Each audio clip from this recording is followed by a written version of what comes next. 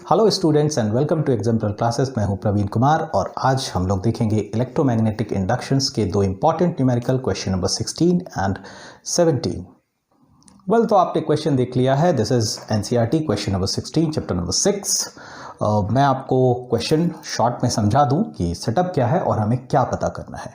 So setup is like we have a straight wire और इस straight wire से current जा रहा है आई और इसके बगल में एक स्क्वायर लूप रखा हुआ है। The length of each side is a, right, and it is at a distance x away and this moving with velocity v। इसको जरा छोड़ देते हैं थोड़ी देर के लिए because that will be applicable in second part of this question. पहला part ये है कि अगर करंट जा रहा है आपका i और एक स्क्वायर लूप रखा हुआ है तो what will be the mutual inductance. Let's calculate the mutual inductance. तो हम लोग इसको सॉल्व कैसे करेंगे, देखिए पहले मैं लिख देता हूँ वो बेसिक कंसेप्ट जो यहाँ हम लोग अप्लाई करने वाले हैं और देखते हैं कि आंसर मिलेगा कैसे। आप ऑलरेडी जानते हैं ये है फार्मूला आपका म्यूचुअल इंडक्टेंस का and that is the main concept here in this question. That is this magnetic flux is equals to mutual inductance multiplied by current. तो हम लोग क्या करेंगे, हम लोग इस लूप के थ्रू क्रॉस होने वाले फ्लक्स को कैलकुलेट कर लेंगे, उस वैल्यू को यहां रखेंगे and m is equals to क्या निकाल देंगे, flux upon current, right. Now the question is how to calculate this flux. Remember we already know a formula that flux is equals to b dot a।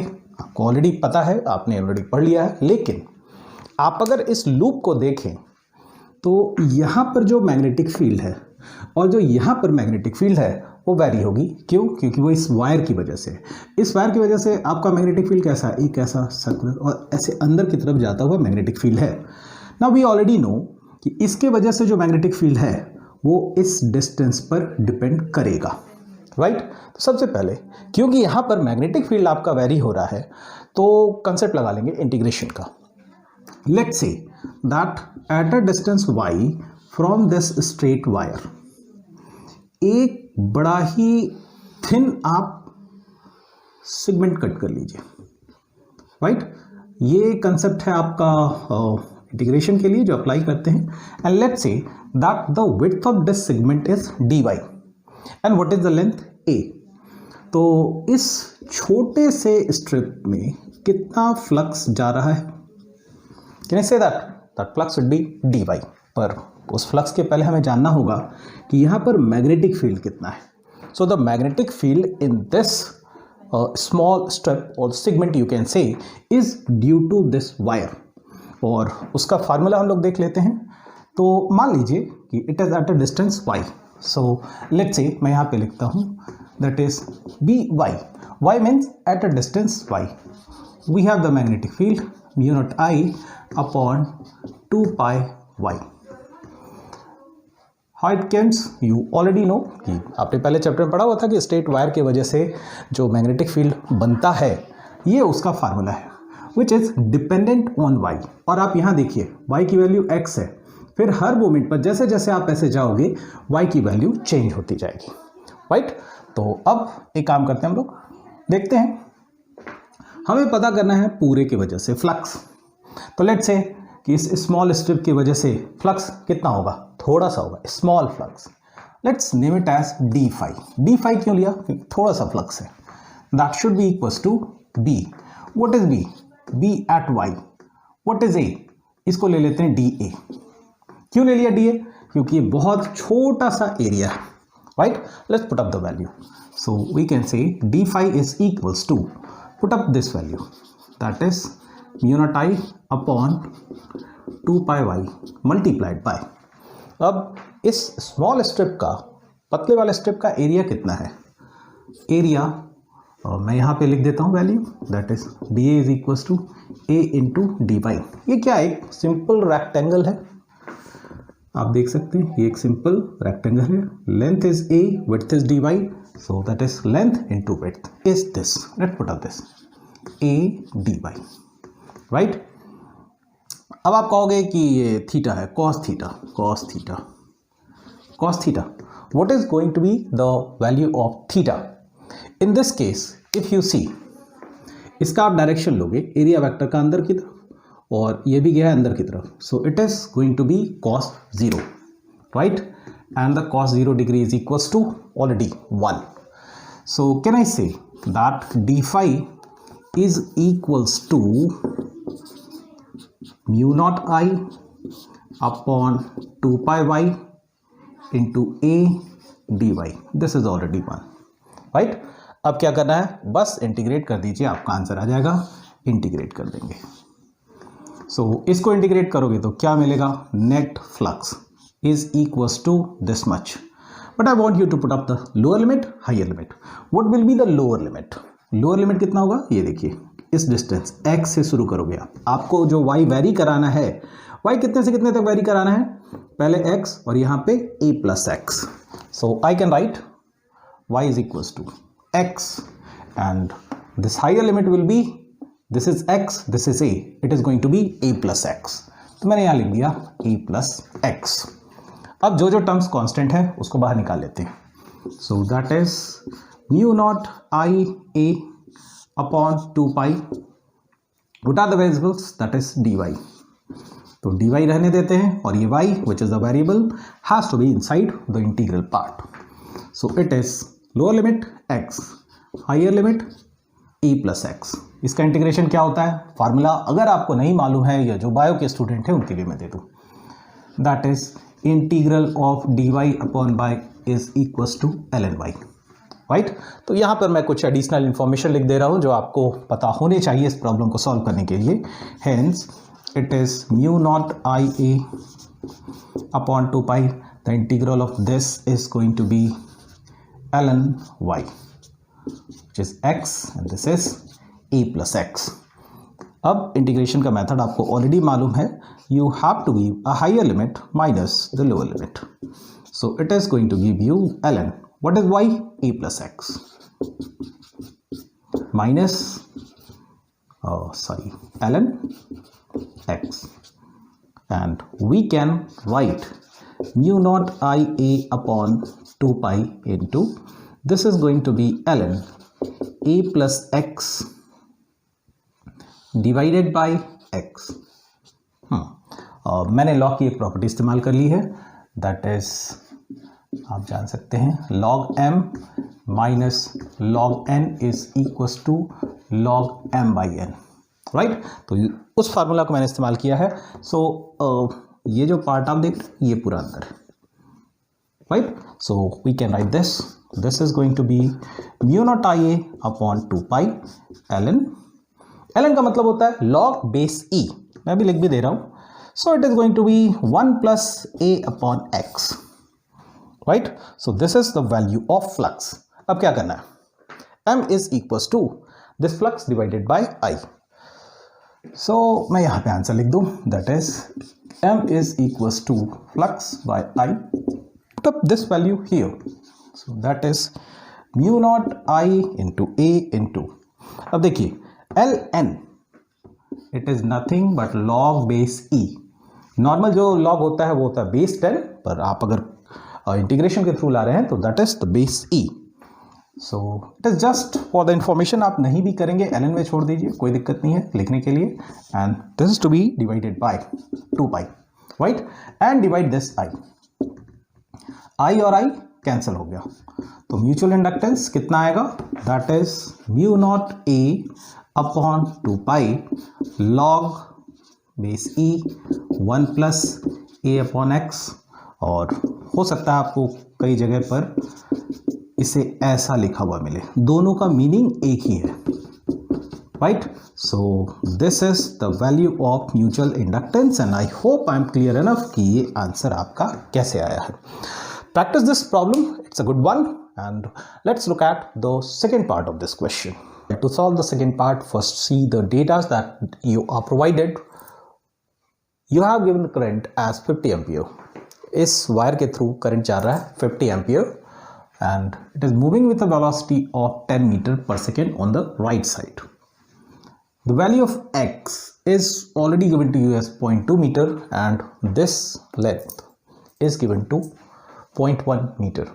और आपसे कहा गया है calculate the EMF induced in the loop. Simple सा आप formula लगा लोगे, that is BLP। अब मैंने पहले भी B कैलकुलेट किया था, अभी करें इसलिए इसको मैं B डैश कर देता हूँ। नाउ लुक एट दिस, हमें इस एग्जैक्ट इंस्टेंट पर बताना है। So this X is fix, it is not the variable anymore. So what should be the B dash at this distance? That is going to be mu naught I by 2 pi x. कैसे? Simple, due to this straight wire इतना magnetic field create हुआ है. Well, what is the length? That is the length of your side, which is A multiplied by this velocity V. So मैं इसको ऐसा लिख देता हूँ AP. Fine, you can solve this. Mu naught and the value that I should put is into I. The value of I is 50 ampere. The A is 0.1 and the velocity is 10 upon this is 2 pi multiplied by the value of X as 0.2.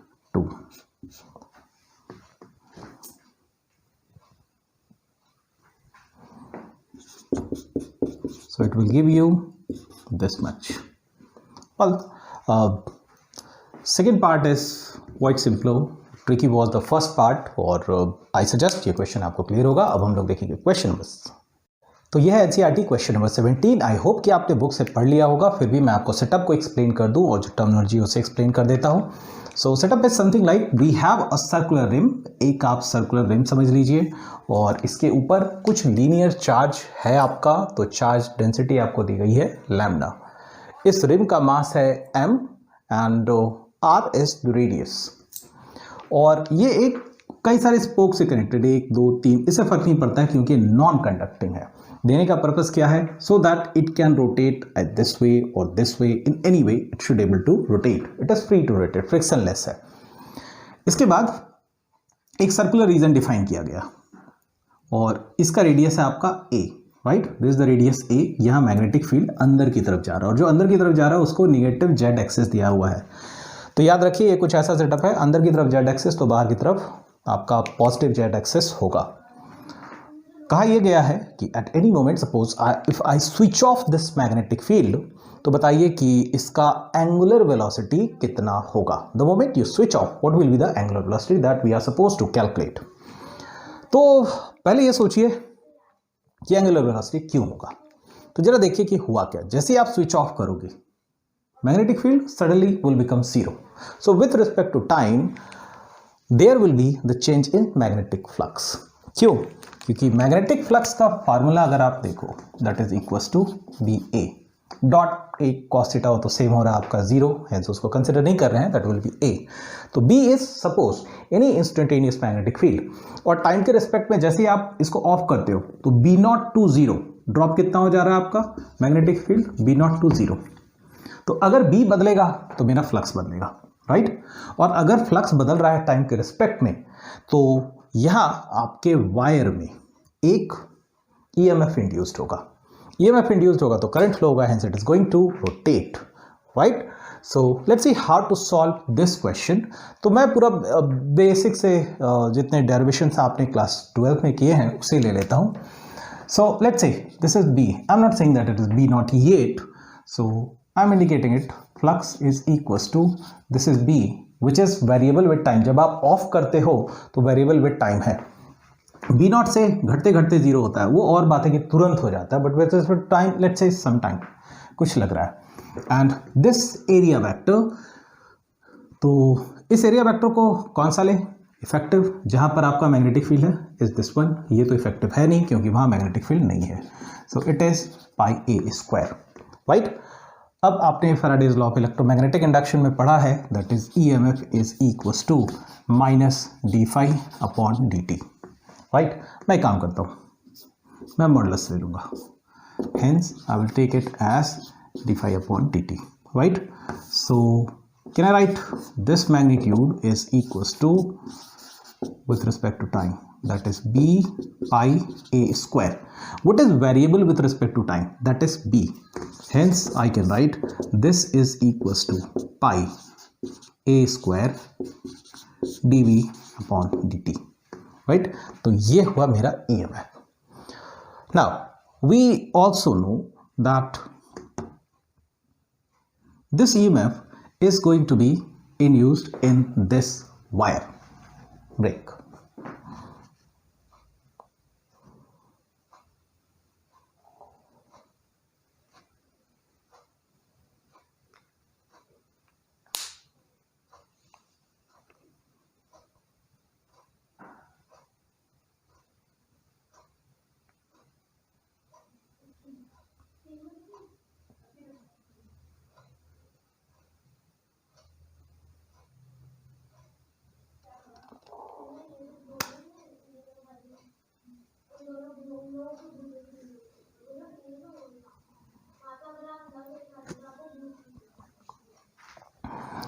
Well, so this is the EMF which will be induced in this rim. We also know that the potential, it is also a potential that is equals to EdL integral. तो इस formula को मैं लिख दूं, that is potential. ये आप electric field में पहले पढ़ चुके हैं. So this is what, this is electric field. So I can write this EMF is equals to EdL. आप चैप्टर नंबर शायद 1 2 3 किसी में भी था. Is equals to this quantity that is pi a square dB upon dt. This is constant and the integral dl is equals to pi a square dB upon dt. What is going to be this?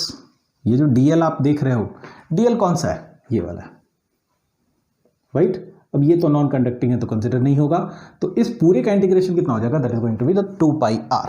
So I can write e into 2 pi r is equals to pi a square dB upon dt. There should be some cancellation, तो pi और pi cancel हो जाएगा.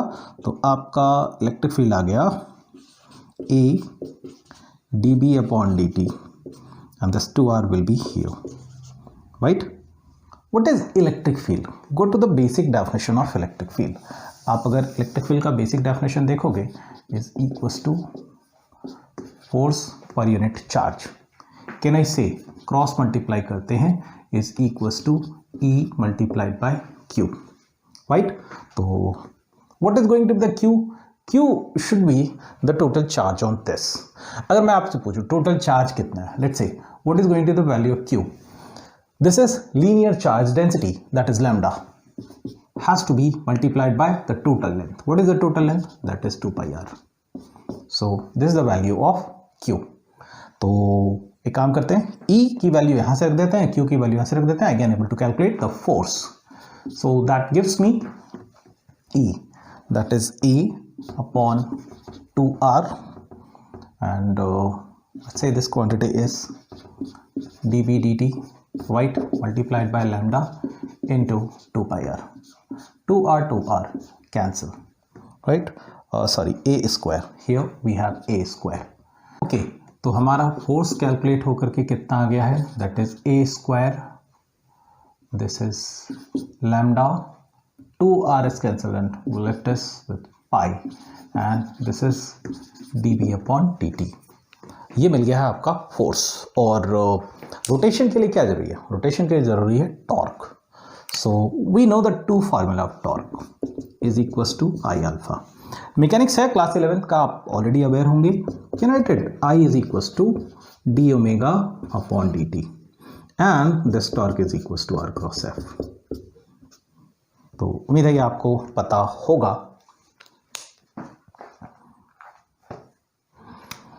सो let's write it with the first term. मैं यहाँ से start करता हूँ. इस टॉर्क को कैलकुलेट करेंगे, उससे हम लोग ओमेगा निकालेंगे.